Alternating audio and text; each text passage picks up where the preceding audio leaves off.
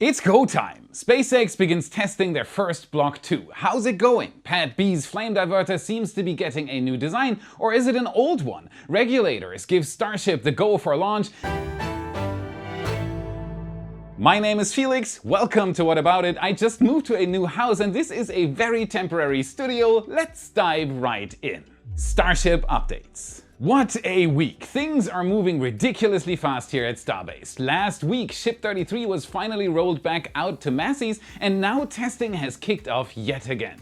It started on the night of the 12th, just the very next day after the ship arrived. We watched as the tank farm came to life and the ship began to fill with cryogenic propellants before we got the very first test of this ship's engines as Ship 33 performed its first spin prime. This is where a small amount of propellant is flown through the engines as though they were about to start. However, no ignition is done and the engines stay off. This is purely to determine if the engines are properly connected and working before more potentially dangerous tests occur. Then on the 14th it was time for the big one, the static fire. The ship was filled up with cryogenic propellants as we held our breath and then nothing! Nothing!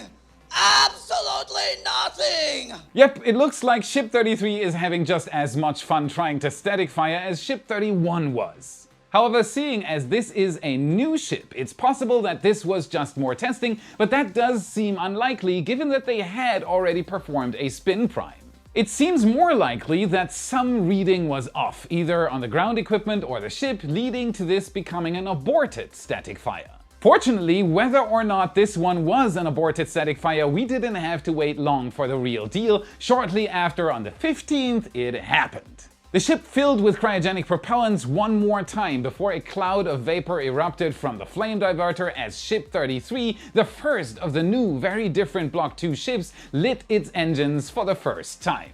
Haha, yes! While this ship still lacks the new version 3 Raptor engines, it does have all the connections for them and an overhauled set of version 2 engines nicknamed version 2.5. 2.5? So what we're seeing here are version 2 engines with version 3 connectors. This was a nail-biter of a test. Everything seemed to go spectacularly with all 6 Raptor engines burning. And that wasn't even the end of testing on top of the static fire. There were so many changes to this ship that they wanted to test something special. On the 17th, just 2 days after the static fire, Ship 33 was lit yet again, only this time it was just a single engine.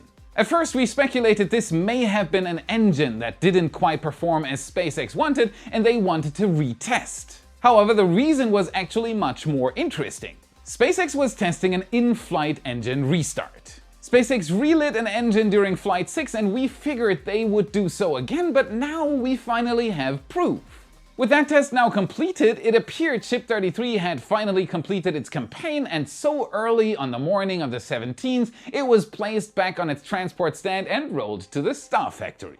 From here, it'll undergo all final checks to ensure the static fire really went as planned, and then it'll be ready for flight. Haha, flight? And its counterpart, Booster 14, appears to have already finished its testing campaign, meaning we are more than on track for Flight 7 in just a couple of weeks. These Block 2 ships are moving fast. It seems like only a few weeks ago that we spotted their first components. Now we're about to see one fly and 2 more are rapidly catching up. Speaking of which, the stacked payload bay and nose cone for Ship 35 have now been moved from the high bay into the Star Factory for final work before the tanks begin stacking. I'm curious why SpaceX is still stacking this section in the high bay instead of the Star Factory, as this is clearly no height problem. As it was being moved, we got a good look at the ship, especially its heat shield.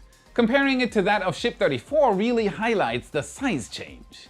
It's incredible to think that this ship may be among the first to make it back in one piece, and these changes are what will enable that. We'll also likely see these changes implemented on Ship 34, as SpaceX intends for that to be the first ship to attempt a catch on the tower. It's still unclear if SpaceX will attempt to catch both ship and booster on Flight 8. After all, they'd need 2 towers, or work fast to unload the booster from the tower after the catch to open it up for another catch in short succession. And if, for some reason, these ships aren't successful, SpaceX has quite a few backups, and the number just keeps growing. We've now spotted what we believe are the first pieces of Ship 38. Yep, you heard that right. That would be 6 Block 2 ships in total now, although the only piece we've spotted for this ship so far is its liquid oxygen header tank. It is a start though, showing just how quickly SpaceX is moving. These ships won't be flying alone anymore, and as Ship 35 is just beginning its construction, the booster that may fly with it is also far along in construction.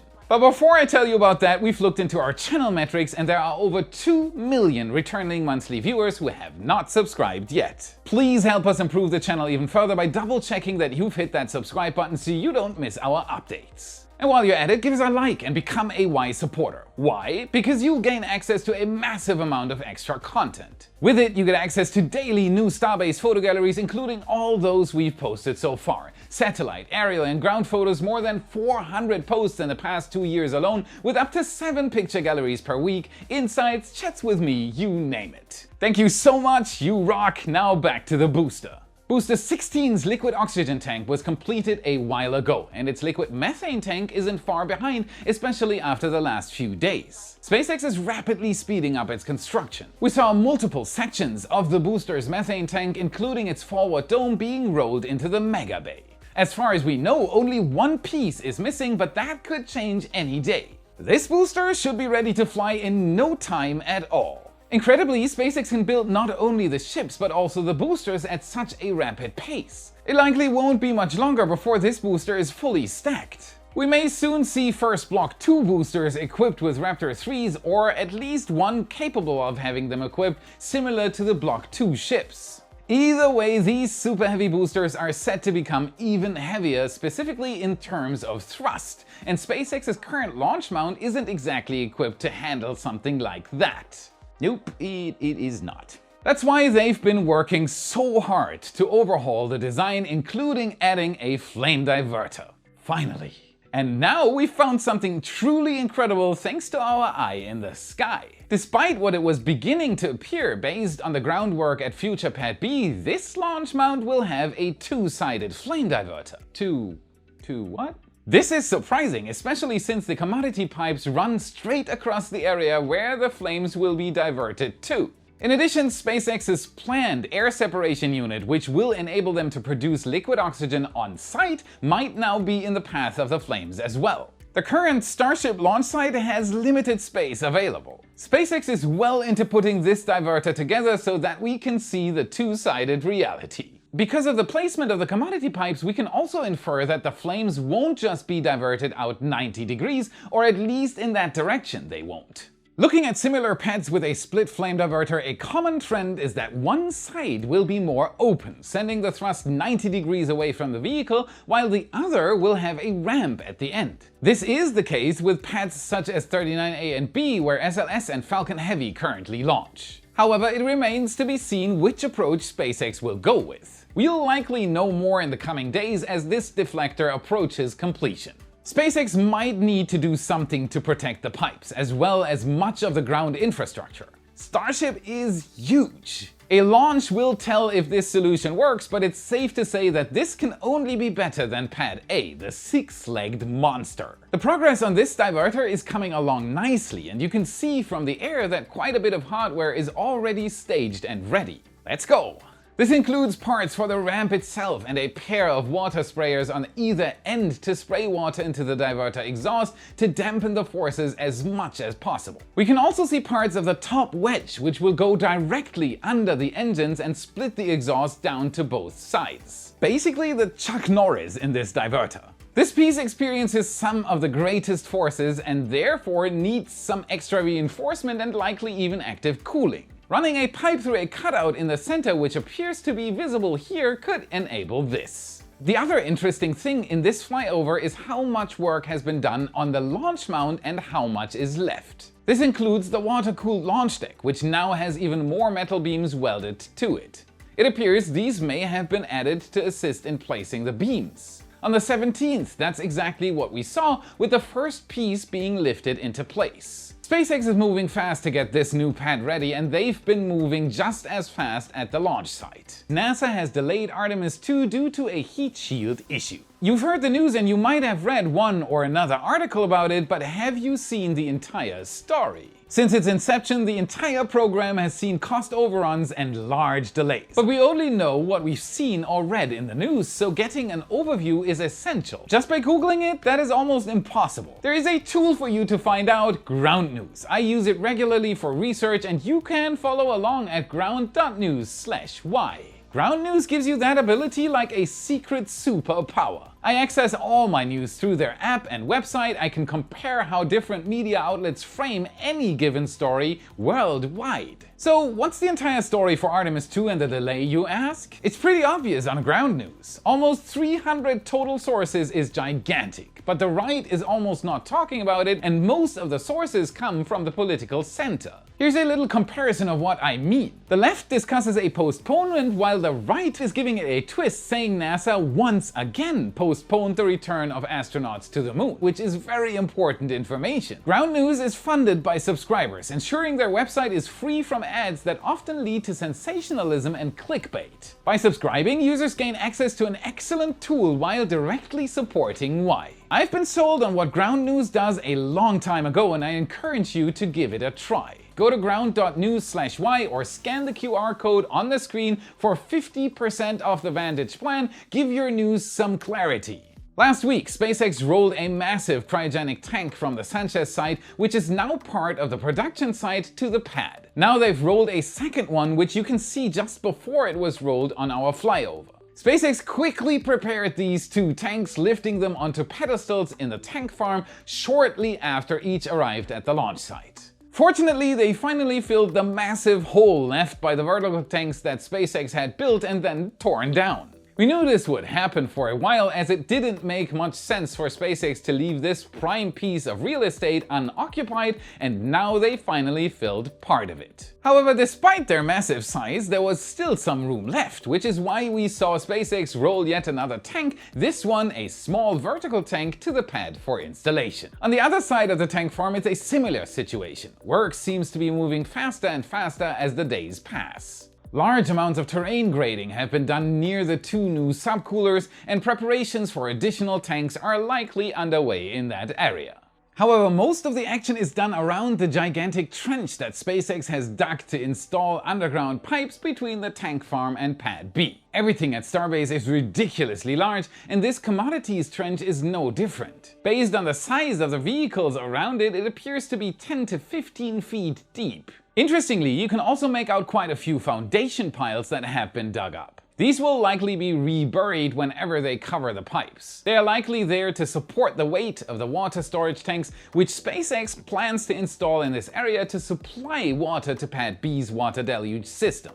Speaking of Pad B, the earthwork for that has also been progressing quickly, and the trench for the flame diverter appears to be moving rapidly. We can even see the growing dirt mound caused by this just next to it, and the continuous flight auger continuing to drill piles into the ground inside the trench. It's continuing. We were able to see all this thanks to Redline helicopter tours giving us a bird's eye view. Did you know you can get the same views that you see in our videos? Just go to redlineheli.com/Felix and snag a sweet $25 off your own flight. The views are unforgettable, and Pad B hasn't been the only one seeing attention. Moving our view over to Pad A now, while there has been a lot of construction activity around the rest of the launch site, we've seen testing activity over here as SpaceX preps for Flight 7. Most of this has revolved around the Chopsticks, as SpaceX performed what appears to be multiple catch simulations with the Chopsticks closing in at full speed and what appear to be multiple actuator tests. On Flight 6, SpaceX could not catch the booster because of a communication loss between the booster and the tower. However, they stated that the tower would likely have been able to catch the booster even without communication.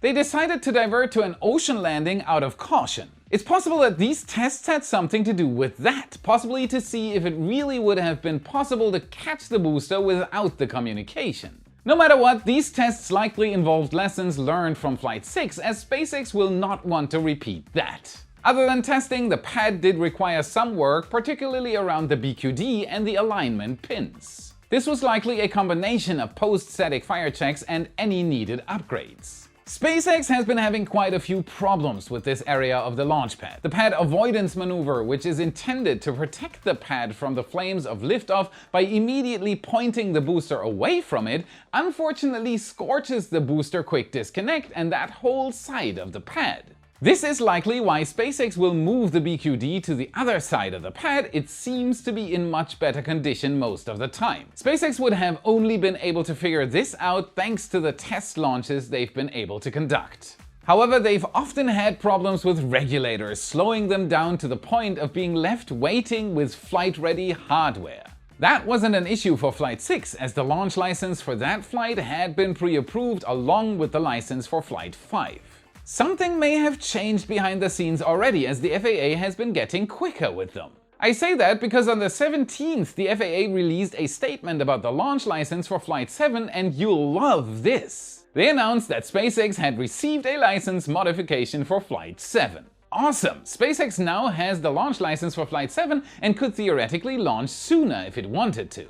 And that's not even the coolest part. The statement says that SpaceX has been granted a large license for all vehicles flying the same mission profile as Flight 7. This profile is almost identical to Flights 5 and 6 with some slight variations. Hopefully, SpaceX won't need to use this. Musk stated that he hopes to try to catch the ship on Flight 8, which would involve a much different launch profile. However, if they need to fly this path one more time, they'll be able to do it extremely quickly now. This is awesome news. It shows that the FAA is working to speed up as much as possible, and now Flight 7 should be right around the corner. The statement almost feels like an apology. Crazy times. We've heard quite a bit of news from Starbase recently, however we have one last story that isn't from Starbase but rather about Starbase as a whole. Starbase doesn't exist. Yep, you heard that right. At least officially it doesn't yet. I say yet because it looks like that may soon change. SpaceX recently filed a petition to hold an election to properly incorporate Starbase